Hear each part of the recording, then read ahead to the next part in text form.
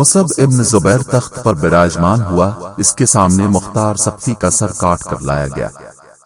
اس نے فرمان جاری کیا کہ جشن مناؤ، دشمن اسلام مارا گیا۔ دربار میں بیٹھا ایک بوڑھا مسکرا دیا۔ مصعب نے دریافت کیا، کیوں ہنستا ہے بڈھے؟ بوڑھے نے کہا، ماضی یاد آ گیا، حال سامنے ہے، مستقبل آدھا دکھائی دے رہا ہے۔ مصعب نے حکم دیا کہ تفصیل سے بتائیں۔ بوڑھے نے بولنا شروع کیا۔ یہی دربار تھا، عبید اللہ ابن زیاد تخت پر بیٹھا تھا۔ حسین ابن علی کا سر لایا گیا۔ ابن زیاد نے کہا، جشن مناؤ، دشمن اسلام مارا گیا۔ ہم نے جشن منایا۔ ایک بار پھر یہی دربار تھا۔ جس مختار سقفی کا سر تیرے تخت کے نیچے پڑا ہے، یہ اسی تخت پہ بیٹھا تھا۔ ابن زیاد کا سر کاٹ کر لایا گیا۔ مختار سقفی نے فرمان جاری کیا، جشن مناؤ، دشمن اسلام مارا گیا۔ ہم نے جشن منایا۔ آج وہی دربار ہے تو تخت نشین ہے۔ مختار سقفی کا سر لایا گیا ہے، تیرا حکم ہے جشن مناؤ، دشمن اسلام مارا گیا۔ ہم آج بھی جشن منائیں گے، کل بھی یہی دربار ہوگا۔ یہ تو نہیں جانتا کہ تخت پر کون بیٹھا ہوگا، لیکن اتنا پتا ہے کہ سر تیرا ہوگا اور فرمان جاری کیا جائے گا، جشن مناؤ، دشمن اسلام مارا گیا، اور ہم جشن منائیں گے۔ بوڑھے کی پیشگوئی کے عین مطابق کوفہ کے دربار میں عبد الملک بن مروان کے سامنے مصعب بن زبیر کا سر پیش کیا گیا اور اس نے جشن منانے کا حکم دیا۔ کسی نے بوڑھے کی بات کا عبد الملک بن مروان کے سامنے ذکر کیا تو عبد الملک بن مروان نے فوراً دربار کی عمارت کو گرانے اور دربار کو کوفہ کے کسی اور علاقے میں تعمیر کرنے کا حکم دیا۔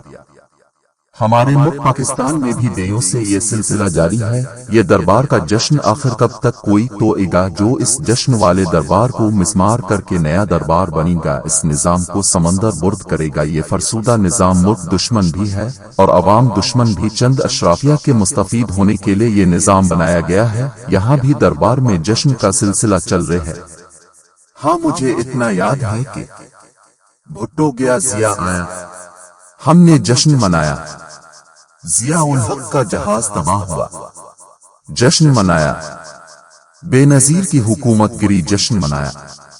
نواز شریف کی حکومت کا خاتمہ ہوا، جشن منایا۔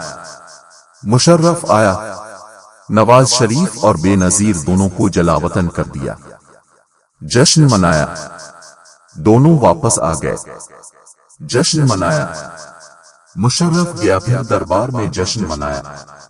گیلانی حکومت ختم ہوئی، جشن منایا۔ نواز شریف حکومت ختم ہوئی، جشن منایا۔ عمران خان کو ہٹایا گیا، دربار میں جشن ہوا۔ اب ایک بار پھر ہم جشن منا رہے ہیں۔ پی ڈی ایم تباہ ہونے کا اب اگلا جشن بھی ہوگا۔ سب کو معلوم ہے اگلی بار سرکس کا ہوگا، لیکن یہ پتہ نہیں کب اور کیوں۔ تو کیا ہم بحیثیت قوم، چاہے کسی بھی سیاسی جماعت سے تعلق رکھتے ہوں، صرف جشن مناتے رہیں گے؟ کیا ہم سوچنے کی صلاحیت رکھتے ہیں؟ اگر رکھتے ہیں تو سوچتے کیوں نہیں؟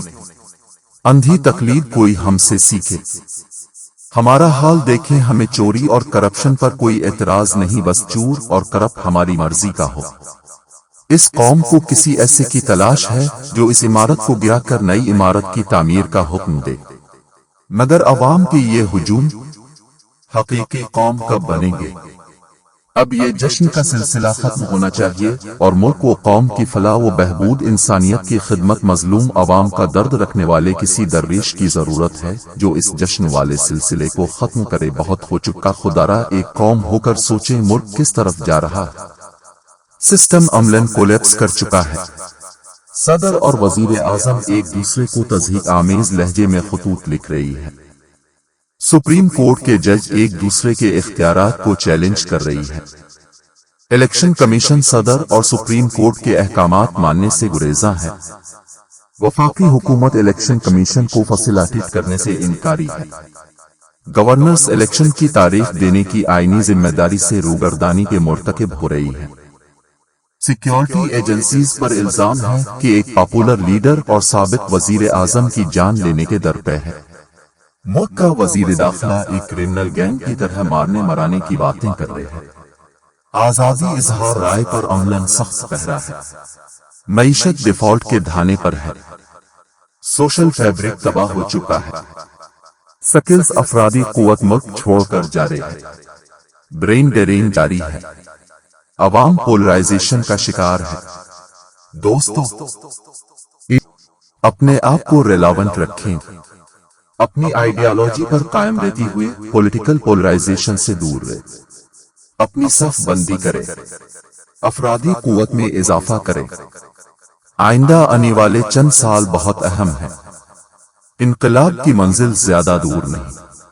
اگر ہم نے اپنے آپ کو اس قابل بنایا تو برسوں کی محنت رنگ لے آئے گی، ورنہ ڈاکٹر صاحب نے تو اپنے حصے کا کام کر دیا ہے، کوتاہی ہمارے اینڈ پر ہی ہوگی۔ اور اے دوستو، سیاست نہیں ریاست بچاؤ، یہ برسوں پہلے ہی کسی درویش نے کہا تھا۔ آج ملک میں کیا ہو رہا ہے، اس درویش کا کہا حرف آج سچ ثابت ہو رہا ہے۔ اگر وقت ملے تو ڈاکٹر طاہر القادری کے افکار کو اسٹڈی کیجیے، اور پاکستان کو اس وقت ایسے ہی مرد قلندر کی ضرورت ہے جس نظر خارجہ پالیسی اور داخلہ معاملات پر بھی، جو قانون کو بھی جانتا ہو، معاشی امور کی بھی سمجھ بوجھ رکھتا ہو، جو نظام عدل سے بھی آگاہ ہو، جو عوامی فلاح و بہبود کا بھی درد رکھتا ہو، محب وطن بھی، علم کا سمندر بھی، کیونکہ جاننے اور نہ جاننے برابر نہیں ہو سکتے، جس کے اندر شجاعت، دلیری اور قوت نافذہ بھی ہو، جو اسلام کی اتھارٹی کے طور پر دنیا میں تسلیم کی جاتی ہو، جو علم روحانیت کا بھی منظور نظر ہے،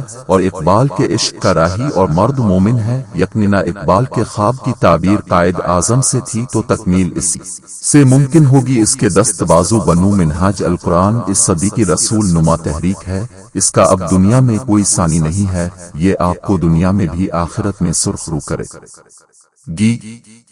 اللہ ہمیں سمجھ بوجھ عطا فرمائے۔